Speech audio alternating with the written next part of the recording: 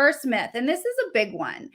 The myth is clean beauty is clearly defined. There is one industry standard. And you and I both know that there isn't a common definition of clean beauty. There is not an industry standard.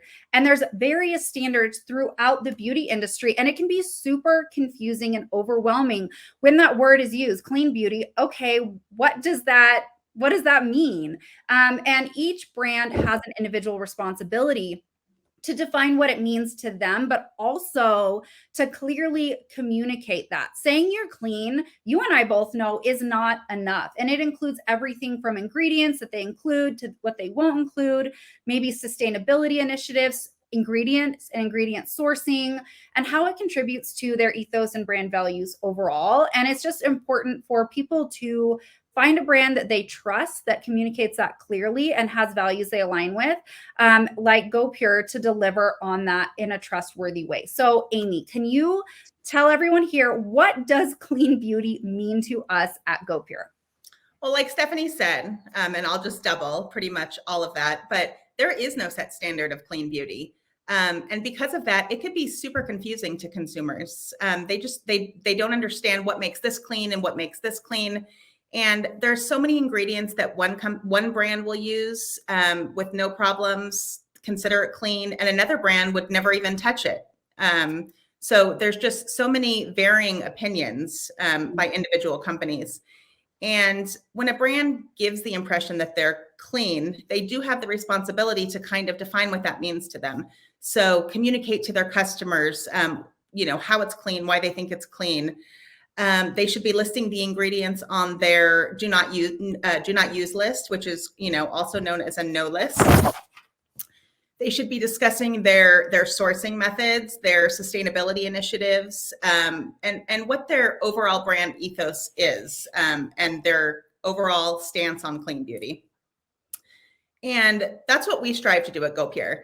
We want to make sure that we're only using ingredients that are safe, that are non-toxic. And additionally, we want to make sure that we're always transparent with our customers.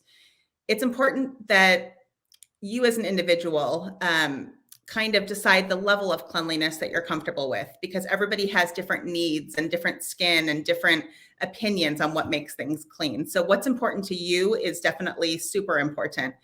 And, to kind of ask yourself, are you looking for cruelty-free? Are you looking for vegan? Are you looking for gluten-free? Again, all personal decisions. So there's just so much to consider. So we've mentioned a no list a few times. So can you talk about what is a no list, and maybe talk about our no list a little bit? So a no list is basically a list that a company comes up with that says what ingredients they definitely will not put into their products. And our no list has heavily evolved over the years. It's, maybe started out a little bit on the smaller side, and it's become, a much, much larger, much more robust list of products we definitely will not put in our formulas. For sure. I mean, the obvious is that we will never use the dirty six. We'll never use formaldehyde, parabens, dyes, propylene glycol, SLS, which is sodium lauryl sulfate, or hydroquinone. Definitely never, ever, ever. But our no list goes way beyond that. And it's really important for us to keep the list up to date. So any new information that comes about, any changes to the safety of ingredients, as that comes to light, we definitely have to pay attention to that and kind of, determine how we want to proceed if one of those are in our formulas. We do a ton of research. We always have our eyes and ears open. What happens in the industry, any negative, anything negative comes about an ingredient that, perhaps we're using, and we make changes as needed to ensure the safety of our products. We keep adding to that no list.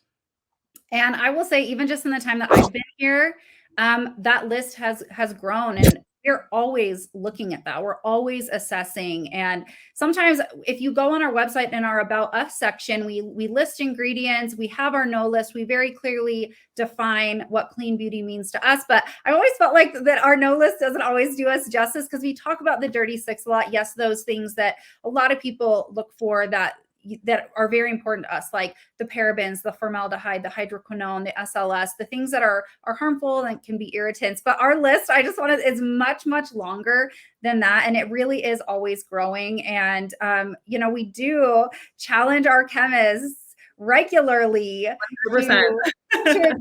we will not compromise. We will not compromise. And when you stick to that clean beauty standard, it makes products harder to formulate because some of these ingredients, maybe are just an easy to use. And we really do challenge that standard and that status quo.